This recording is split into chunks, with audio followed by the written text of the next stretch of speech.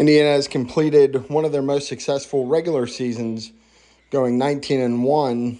I'm joined by Coach Dan Petroff. Coach, congratulations! You're the number one seed in the Quad A WPIL playoffs. What are your thoughts? Yeah, thanks, Pat. We say there's three seasons: the regular season, the Whippeal season, hopefully the state season. The 19-1 record, was fantastic. Kids had a great year.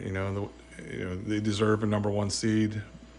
They finally got some respect that's been well deserved. But once you get into the playoffs now, everybody's 0-0, and there is really no seed in my eye. Yeah, and we've seen over the last couple of years, some of the number one, number two seeds have gotten knocked out in the early rounds.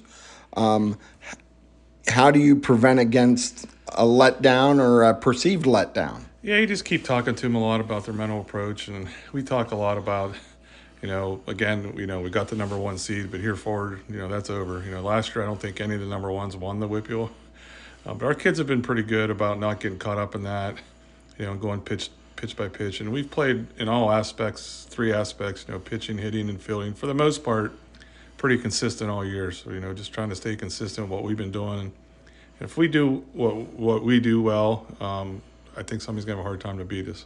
Now you have you're off until the 20th of May. Do you have a plan? How do you attack this? Next, it's almost a little less than 2 weeks.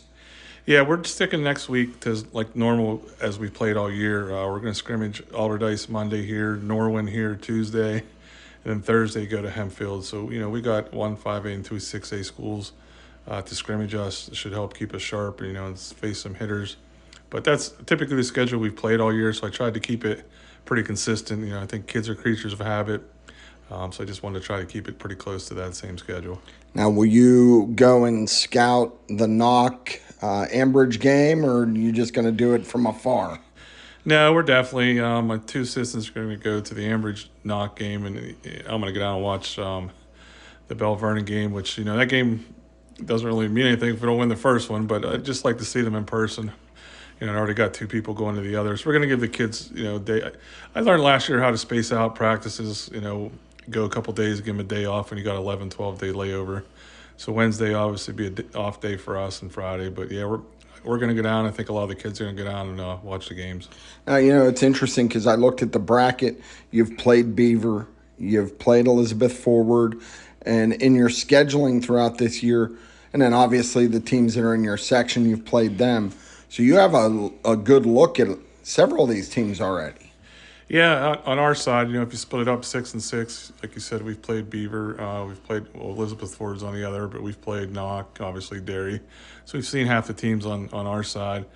And we always try to schedule a tough non-league schedule. I think all but two teams in our non-section schedule made the playoffs. So, again, that's a test to our kids of having a really good record of 19-1, playing, a 5 and 6A schedule pretty much. Well, Coach, wish you the best of luck, and we'll talk more down the road. Thanks for joining us.